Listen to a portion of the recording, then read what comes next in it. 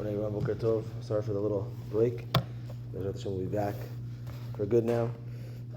We are continuing Siman Resh Nun Bet, items that are started before Shabbat and could happen as a melacha on Shabbat. So the general rule is that it could be allowed. So we mentioned last time that the next time we're going to speak is going to be speaking about internet websites that you own, that a Jew owns, that sell items, and can those still be operating over Shabbat? You've set up everything before Shabbat, and you're at shul, you're praying, and this, and someone wants to purchase something. How does that work? So, if let's say your business, your clients is geared for goyim or majority goyim, it's an item that the world buys, as opposed to, let's say, like a Judaica store, where you can assume most are going to be Jewish clients. So let's say it's a regular type of product, regular type of thing. So that would be allowed to leave your website on Shabbat. Number one, because the reason is majority are goyim. Number two is because you have no knowledge even of any type of purchase. You didn't do anything on Shabbat towards this purchase. You don't want to do anything. You want your business to be operating during the week. So this has kind of nothing to do with you in a certain way on operating anything on Shabbat. But when it comes to a Jewish situation where you could assume that the person that's buying it is a Jew. Now, is a Jew doing this on Shabbat? Unfortunately, if there are some, so let's say it's a Judaica thing. As guys, so you can assume if it's happening on Shabbat, so that it was a Jew. So that is something where you got to be machmir, try to be stringent to not have that operating. Now, if let's say it is a type of situation where the person, let's say it's not a full purchase, meaning if they put in their credit card information, but credit card information, let's say, is not charged until the owner of the website comes and he sees the deal that came. Well, this guy wants to buy this and this product. Here's his credit card information. Okay, I will solidify that and then I'll ship it to him. So if it's kind of not fully done on Shabbat, that is okay, even if it's an item, even if it's a website that is for Jews. I don't know if such a thing still exists. I think there is.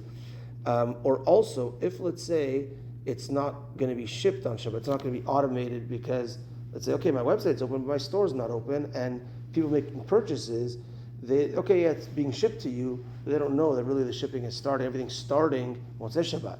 So there as well, it's the kinyan didn't fully finish yet, so that would be allowed. As opposed to if let's say you're a type of business that you're just a front where everything really is happening behind the scenes with other people. So someone makes a purchase, it is really indeed being shipped on Shabbat, because your company is just really, someone else is holding that product, and then once that purchase happens, someone else is shipping it. So if everything's happening on Shabbat, and it's a kinyan gamur, and the payment goes through, and everything is instantly, and it's a Jewish situation, then no. If it's a non-Jewish situation, then yes. Okay, one second. It's a non-Jewish situation, then it could work out. So how does it work with profit on Shabbat?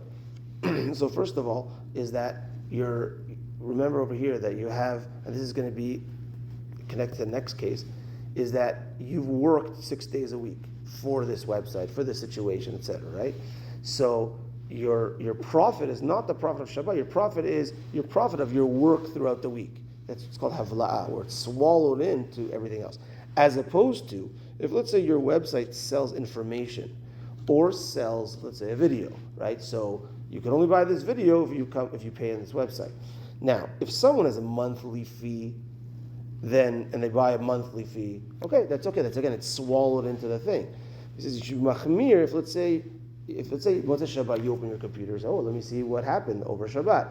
You see, people bought specifically that article on today, and they paid $5 to read that article or to watch that video on today on Shabbat, then it's specific to that moment, that Shabbat. Then you should be machmir and not benefit from that money from Shabbat, because again, it's specific to that. It's nothing to do with the rest of the thing.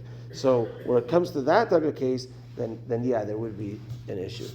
Some people, for example, hold their items in Amazon or wherever. Right. They don't even do anything. Exactly. The order goes straight to them. They ship it. Right.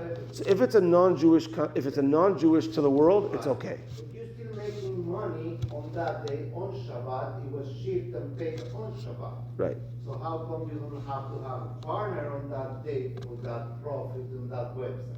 Right. Good point. Still is profit. It's just as the store same, right? They split. They say you're gonna be my partner on Shabbat. This is yours. No, it's not like a store that's open on Shabbat that you have to have a partner for, which would be the situation if you have a store open on Shabbat.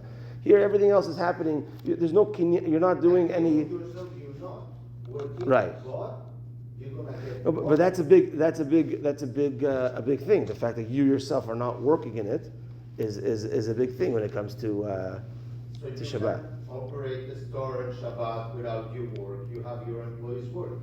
No. There's differences actually. If it's marit ayin, if it's not marit ayin, there is differences. I mean, if it's not marit ayin, there could be situations where that could work out. To discuss if it's a specific case, a lot of times when the cases are, if it's in the air, we don't. If it's a specific story, then we could get to the fine tuning of it. Chazaku Baruch. Like trying to No. find a gray area. Remember, this is what we started with at the beginning. Remember, mekach u'memkar is midirabanan. Mekach u'memkar is midirabanan. And the reason why it is midirabanan, the issue is that you might come to do a melacha. I have my internet site open on Shabbat. I'm here at Shul all day. What melacha am I going to come to do? That's why there's more leniencies. I think one of the first examples that we gave was something along these lines where I'm kind of so removed, I forget the example right now, so removed from the Mekach u'Memkar, I'm not going to come to write. That was the issue. We're going to come to write. I'm going to come to move to this, to carry. So totally removed. And that's why there's more leniencies in these type of cases. Okay, that's that for today. Mincha tonight at 7:10, and again a personal mazal tov or here in front of the kahal. I didn't do it yet here, so big mazal tov, Ezra. We're so happy for you. We're looking forward for Shabbat. We're looking forward to seeing your children run around in shul and grow up. Bezrat Hashem, a lot of nachat. We're very, very happy for you. Mazal tov, mazal tov. Tana de V'Eliyahu.